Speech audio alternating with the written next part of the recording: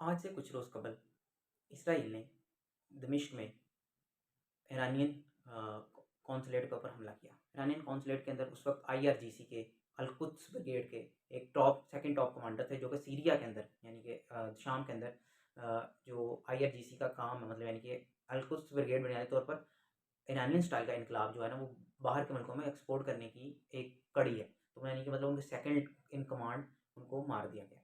अब ये सिचुएशन ऐसी बन गई है कि जिसके अंदर ईरान बहुत बुरी तरह फँस चुका है। ईरान इतना बुरा फँस चुका है कि या तो वो एक जंग की तरफ जाएगा, या वो अपनी प्रॉक्सी जो उसने मिडल ईस्ट में खड़ी की हैं, वो उनको खो देगा।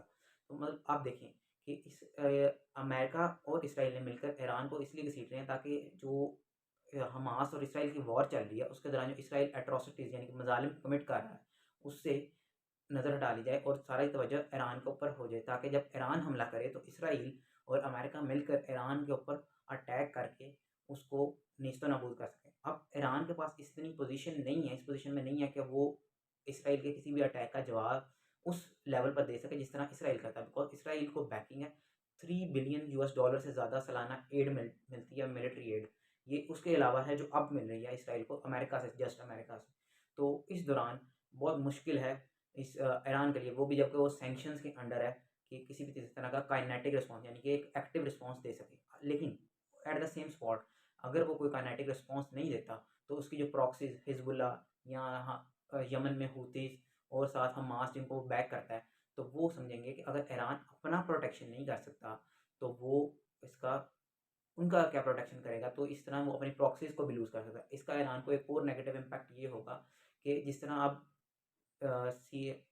गाज़ा के अंदर ये हमले करता है इसराइल, इसी तरह अगर इसराइल के इस अटैक का जवाब नहीं दिया गया, तो इसराइल हर थोड़ी देर से बाद किसी न किसी ईरानियन को हमला करेगा। हम देख रहे हैं कि पिछले 6 माह में ईरान के काफ़ी ज़्यादा हाई वैल्यू टारगेट्स और आईआरजीसी के मेन कमांडर्स, उनको हमला करके इसराइल मार चुका है।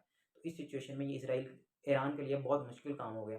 और एक और थर्ड चीज़, आपके ईरान के अंदर अभी महसा अमीनी के बाद जो एक अनरेस्ट क्रिएट हुआ कि कत्ल के बाद, तो उस दौरान जबकि इतनी सिचुएशन मुश्किल है इंटरनल, तो अगर कोई जवाब ना दिया गया, तो फिर हो सकता है कि कोई इंटरनल कैओस या सिविल वॉर की सिचुएशन इमर्ज कर जाए ईरान के अंदर, बिकॉज़ ये ईरानियन जो हैं काफ़ी नेशनलिस्टिक कौम है, वो अपनी नेशनलिज़्म के ऊपर कोई चीज़ बर्दाश्त नहीं करते। तो उस सिचुएशन के दौरान ये जो ईरानियन इनकलाबी गवर्नमेंट है, जो 1979 के बाद कायम हुई है, इसके लिए बहुत मुश्किल सिचुएशन खड़ी हो गई है अपनी क्रिएशन के 45 साल के बाद। अब देखते हैं कि ईरान रिस्पॉन्ड कैसे करता है। और लेकिन फॉर फॉर माई सेल्फ मुझे नहीं लगता ईरान कोई ऐसा कोई काइनेटिक रिस्पॉन्स देगा जिससे कि कोई चेंज ज़्यादा आ जाए। बेशक ईरान के सुप्रीम लीडर ने कहा है कि हम इसका जवाब देंगे, बट आई डोंट थिंक कि इनके पास इतने ज़्यादा ऑप्शंस हैं कि वो उनको जवाब दे सकें।